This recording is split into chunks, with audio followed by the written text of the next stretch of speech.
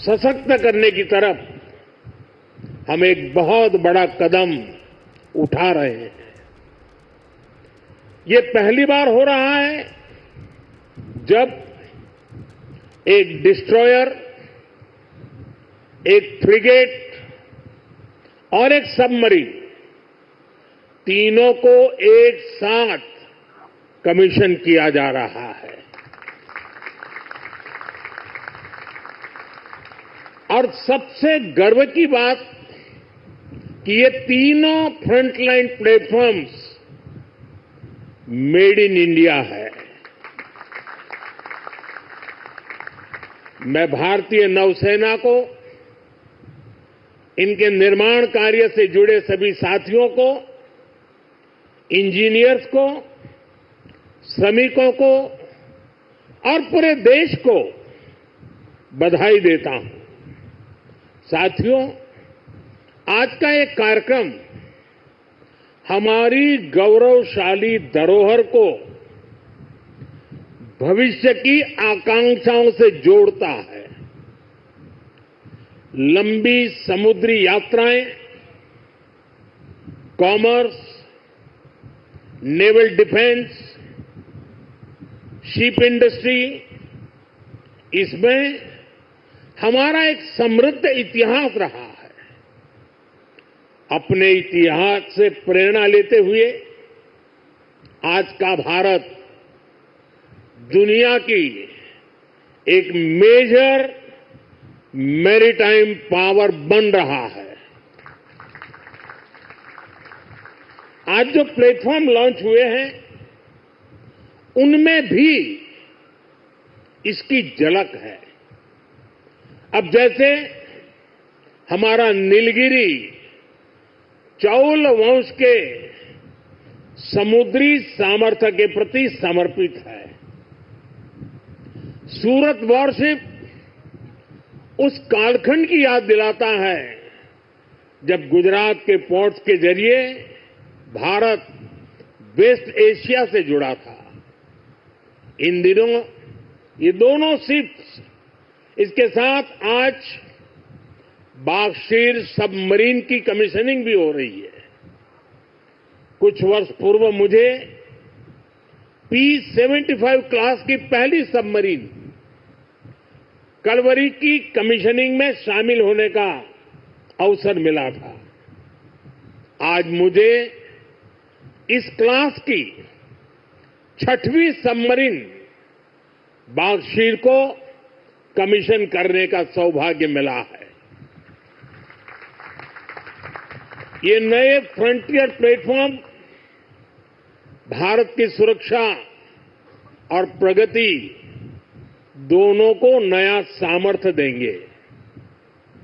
साथियों, आज भारत पूरे विश्व और खासकर ग्लोबल साउथ में एक भरोसेमंद और जिम्मेदार साथी के रूप में पहचाना जा रहा है।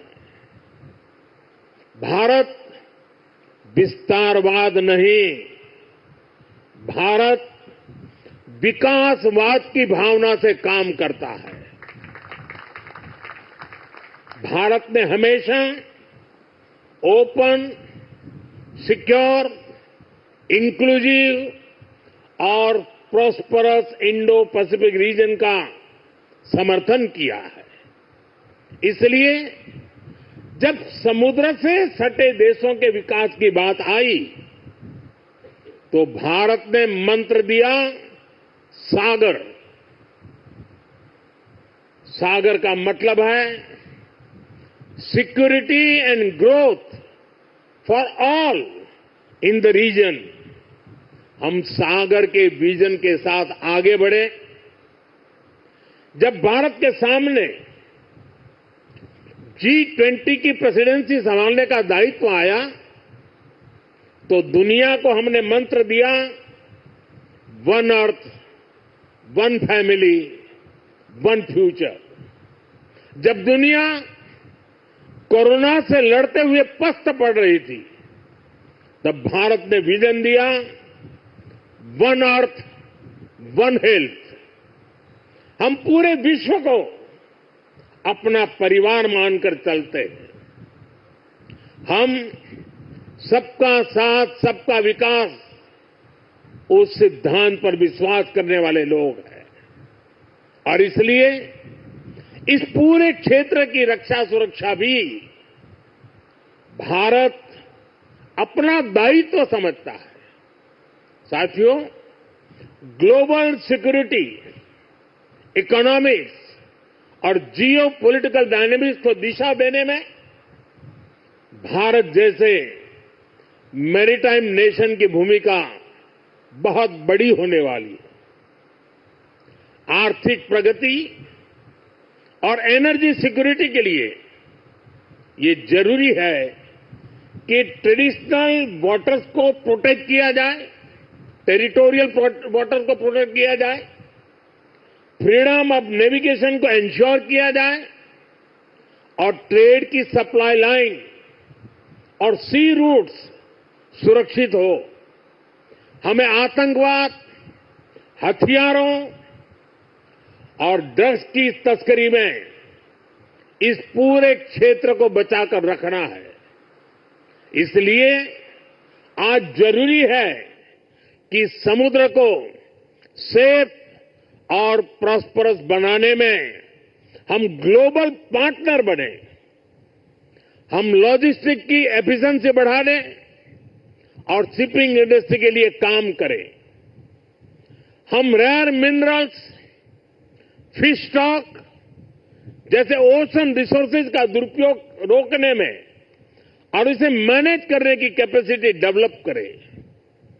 हम न्यू शिपिंग रूट्स और सी लेन्स पर अब कम्युनिकेशन को खोजने में इन्वेस्ट करें। मुझे खुशी है कि आज भारत इस दिशा में लगातार कदम उठा रहा है। भारत पूरे इंडियन ओशन रीजन में फर्स्ट रिस्पॉन्डर भी बनकर उभरा है। बीते कुछ महीनों में ही हमारी नौसेना ने सैकड़ों जानें बचाई हैं। हजारों करोड़ रुपए के नेशनल और इंटरनेशनल कार्गो की सुरक्षा की है। इससे दुनिया का भारत पर भरोसा बढ़ा है, आप सबके कारण बढ़ा है और इसलिए मैं आज आप सबका भी अभिनंदन करता हूं। भारतीय नौसेना, कोस्ट गार्ड, उन पर यह लगातार भरोसा बढ़ता जा रहा है।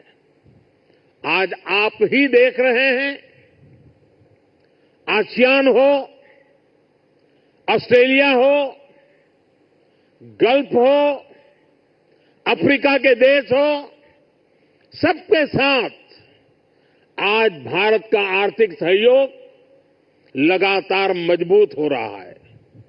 संबंधों की इस मजबूती में इंडियन ओशन रीजन में भारत की उपस्थिति, भारत का सामर्थ्य एक बहुत बड़ा आधार है और इसलिए आज का ये आयोजन सैन्य दृष्टि के साथ ही आर्थिक दृष्टि से भी उतना ही अहम है।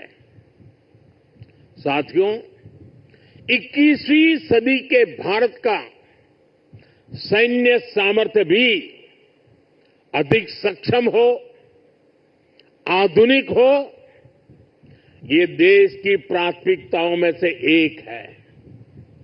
जल हो, थल हो, नभ हो, डीप सी हो या फिर असीम अंतरिक्ष, हर जगह भारत अपने हितों को सुरक्षित कर रहा है। इसके लिए निरंतर रिफॉर्म्स किए जा रहे हैं। चीफ ऑफ डिफेंस स्टाफ का गठन ऐसा ही एक रिफॉर्म है।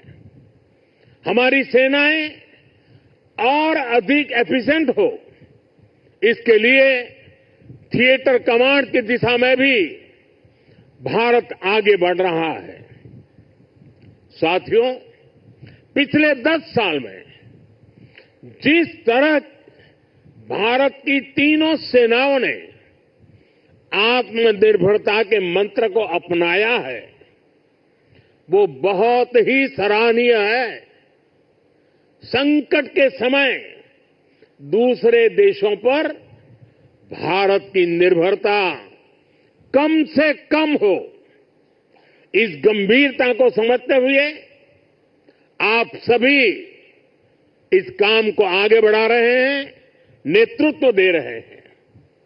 हमारी सेनाओं ने 5,000 से ज्यादा ऐसे साजो सामान और उपकरणों की लिस्ट तैयार की है जो अब वो विदेशों से नहीं मंगाएगी। जब भारत का सैनिक भारत में बने साजो सामान के साथ आगे बढ़ता है तो उसका आत्मविश्वास भी कुछ अलग ही होता है। पिछले 10 साल में कर्नाटका में देश की सबसे बड़ी हेलीकॉप्टर बनाने वाली फैक्ट्री शुरू हुई है। सेनाओं के लिए ट्रांसपोर्ट एयरक्राफ्ट बनाने वाली फैक्ट्री शुरू हुई है। तेजस फाइटर प्लेन के भारत की साख को आसमान की नई ऊंचाई पर पहुंचाया है। यूपी और तमिलनाडु में बन रहे डिफेंस कॉरिडोर्स डिफेंस प्रोडक्शन को और गति देने वाले हैं। और मुझे खुशी है कि हमारी नेवी ने भी मेक इन इंडिया अभियान का बहुत अधिक विस्तार किया है। इसमें मझगांव डॉकयार्ड के आप सभी साथियों की भी बहुत बड़ी भूमिका है। पिछले 10 साल में नेवी में 33 शिप्स और 7 सबमरीन्स को शामिल किया गया है। इन 40 नेवल वेसल्स में से 39 भारतीय शिपयार्ड में ही बने हैं।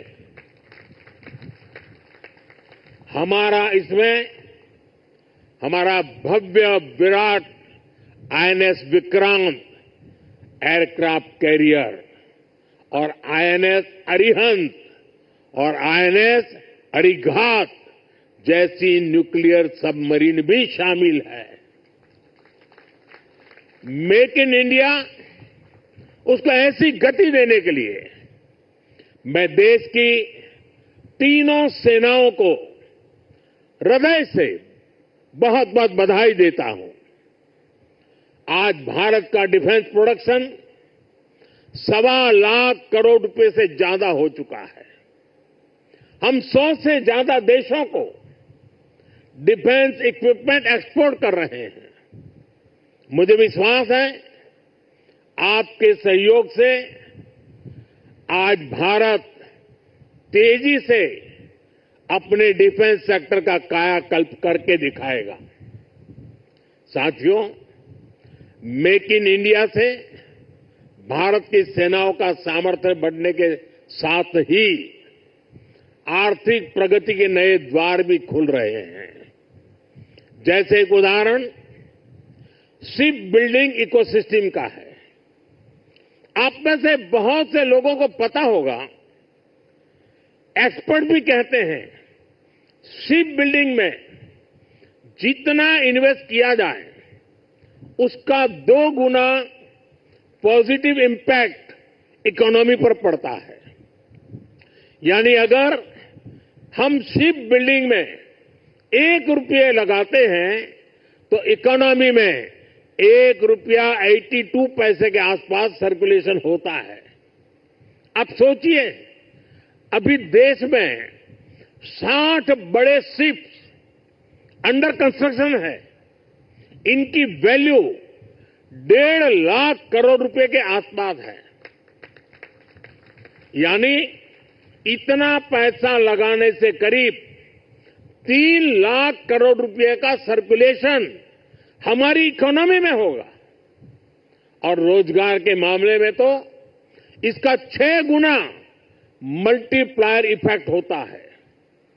जहाजों का ज्यादातर सामान ज्यादातर पार्ट्स देश के एमएसएमई से ही आता है। इसलिए अगर 2000 वर्कर एक जहाज बनाने के काम में लगते हैं तो दूसरी इंडस्ट्री में जो एमएसएमई सप्लायर है उस एमएसएमई सेक्टर में करीब 12,000 रोजगार बनते हैं। साथियों, आज भारत दुनिया की तीसरी बड़ी इकोनॉमी बनने की तरफ तेजी से आगे बढ़ रहा है। हमारी मैन्युफैक्चरिंग, हमारी एक्सपोर्टिंग कैपेसिटी भी लगातार बढ़ रही है।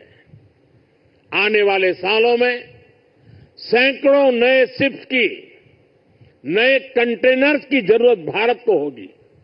इसलिए पोर्ट लेड डेवलपमेंट का मॉडल हमारी इकोनॉमी को गति देने वाला है।